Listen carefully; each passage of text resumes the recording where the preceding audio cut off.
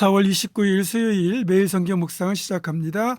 오늘 함께 나눌 말씀은 창세기 32장 1절에서 21절입니다. 창세기 32장 1절에서 21절의 말씀을 제가 봉독합니다. 야곱이 길을 가는데 하나님의 사자들이 그를 만난지라.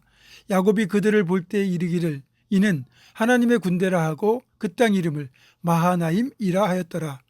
야곱이 세일 땅 에돔들에 있는 형 에서에게로 자기보다 앞서 사자들을 보내며 그들에게 명령하여 이르되 너희는 내 주 에서에게 이같이 말하라.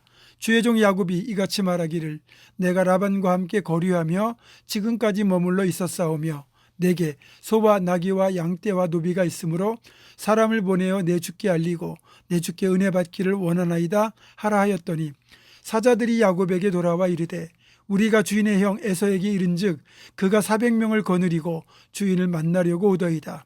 야곱이 심히 두렵고 답답하여 자기와 함께한 동행자와 양과 소와 낙타를 두 떼로 나누고 이르되 에서가 와서 한 떼를 치면 남은 한 떼는 피하리라 하고 야곱이 또 이르되 내 주부 아브라함의 하나님 내 아버지 이삭의 하나님 여호와여 주께서 전에 내게 명하시기를 네 고향 내 족속에게로 돌아가라. 내가 내게 은혜를 베풀리라 하셨나이다. 나는 주께서 주의 종에게 베푸신 모든 은총과 모든 진실하심을 조금도 감당할 수 없사오나 내가 내 지팡이만 가지고 이 요단을 건넜더니 지금은 두 때나 이루었나이다. 내가 주께 간구하오니 내 형의 손에서 에서의 손에서 나를 건져내시옵소서. 내가 그를 두려워함은 그가 와서 나와 내 처자들을 칠까 겁이 나기 때문이니이다. 주께서 말씀하시기를 내가 반드시 내게 은혜를 베풀어 내 씨로 바다에 셀 수 없는 모래와 같이 많게 하리라 하셨나이다. 야곱이 거기서 밤을 지내고 그 소유 중에서 형 에서를 위하여 예물을 택하니 암염소가 200이요 순염소가 20이요 암양이 200이요 순양이 20이요 전나는 낙타 30과 그 새끼요 암소가 40이요 황소가 10이요 암나귀가 20이요 그 새끼 나귀가 10이라. 그것을 각각 때로 나누어 종들의 손에 맡기고 그의 종에게 이르되 나보다 앞서 건너가서 각대로 거리를 두게 하라 하고 그가 또 앞선 자에게 명령하여 이르되 내 형 에서가 너를 만나 묻기를 네가 누구의 사람이며 어디로 가느냐 내 앞의 것은 누구의 것이냐 하거든 대답하기를 주의 종 야곱의 것이요 자기 주 에서에게로 보내는 예물이오며 야곱도 우리 뒤에 있나이다 하라 하고 그 둘째와 셋째와 각대를 따라가는 자에게 명령하여 이르되 너희도 에서를 만나거든 곧 이같이 그에게 말하고 또 너희는 말하기를 주의 종 야곱이 우리 뒤에 있다 하라 하니 이는 야곱이 말하기를 내가 내 앞에 보내는 예물로 형의 감정을 푼 후에 대면하면 형이 혹시 나를 받아주리라 함이었더라. 그 예물은 그의 앞서 보내고 그는 무리 가운데서 밤을 지내다가. 아멘. 야곱이 하란 땅을 떠나겠다는 결정을 하였을 때 그에게는 두 가지의 해결 과제가 있었습니다. 일단 20년 동안 애증이 쌓인 외삼촌이자 장인인 라반과의 화해, 그리고 20년 전 이곳으로 도망치기까지 여전히 해결되지 못한 에서와의 화해입니다.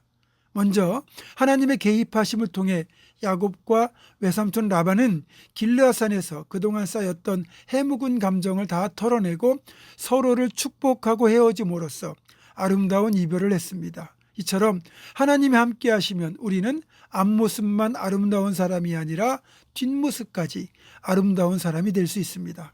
그러나 야곱에게는 아직도 한 가지 과제가 더 남아 있었습니다. 그것은 지난 20년 동안 풀지 못한 형 에서의 분노입니다.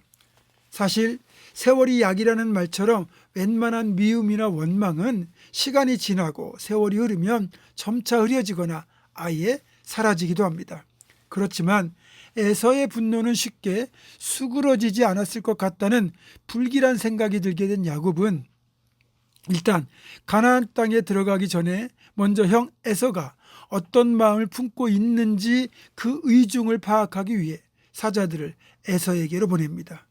그리고 며칠 뒤 에서에게 다녀온 사자들이 야곱에게 보고한 내용은 이렇습니다.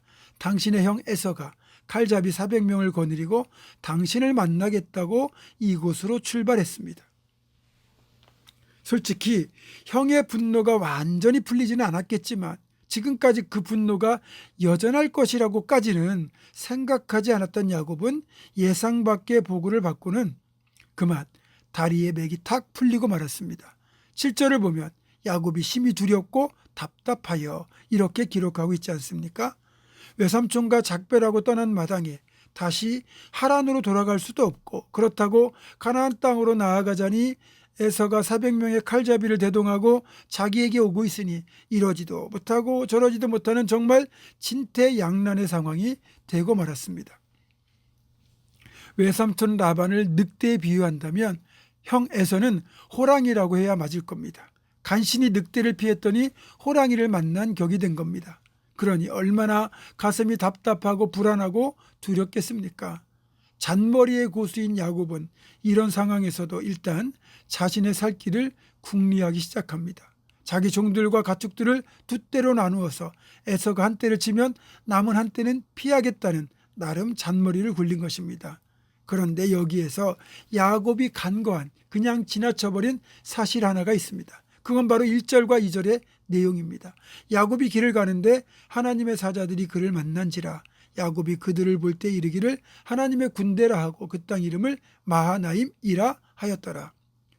어떻게 된 내용인가 하면 31장에서 야곱이 라반과 헤어진 뒤에 다시 가나안을 향하여 길을 재촉하고 있을 때 일단의 신비한 무리를 만납니다.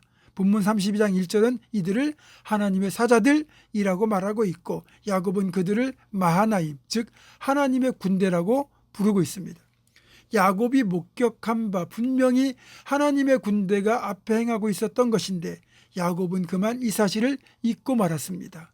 뜬금없이 왜 하나님의 군대가 야곱 앞에서 행하고 있었겠습니까? 그것은 하나님께서 야곱이 가는 길을 지켜주고 있음을 가르쳐주기 위한 것이었습니다. 그러나 야곱은 이 사실을 몰랐죠. 야곱이 이 사실을 알았다면 이렇게까지 두려움에 떨지는 않았을 겁니다. 우리가 반드시 기억해야 할 것은 눈에 보이든지 보이지 않든지 간에 이처럼 하나님의 군대가 우리를 지키기 위해 우리와 함께하고 있으며 우리 앞길에 먼저 행하고 있다는 사실입니다. 하나님이 떠나라고 하셨기 때문에 그래서 떠난 길이라면 하나님이 책임지고 지켜주실 것이고요. 20년 전 베델에서 하셨던 약속, 동행, 보, 인도의 약속을 잊지 말아야 합니다. 하나님은 지난 20년 동안 그 약속대로 신실하게 야곱을 지키셨고 여기까지 인도하셨습니다. 가정을 이루게 하시고 20년간 라반에게 착취를 당했음에도 마침내 거부가 되게 하셨습니다.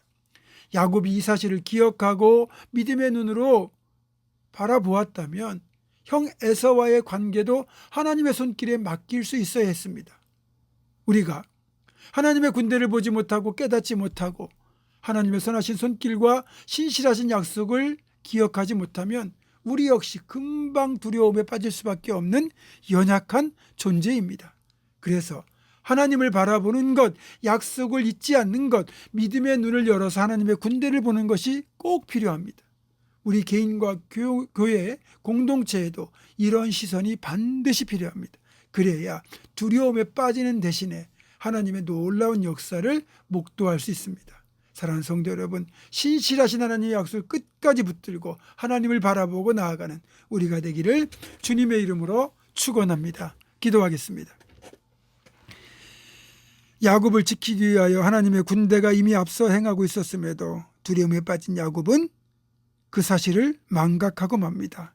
그러나 여전히 하나님은 신실하게 약속을 지키고 계셨고 또 지키실 것입니다. 우리 또한 그런 믿음의 눈으로 하나님을 바라보고 하나님의 약속을 기억하며 그래서 믿음으로 행하고 하나님의 신실하신 그 이루시는 일들을 친히 목격하는 복된 증인 되게 하여 주시옵소서. 예수님의 이름으로 기도하옵고 이제는 우리 주 예수 그리스도의 은혜와 하나님의 사랑과 성령의 교통하심이 신실하신 하나님 약속 꼭 붙들고 끝까지 하나님만 바라보고 나아가기로 결단하는 사랑하는 모든 성도들, 이들의 삶과 가정과 생업과 앞날과 우리 교회 위에 지금부터 영원토록 함께 하시옵기를 간절히 축원하옵나이다. 아멘.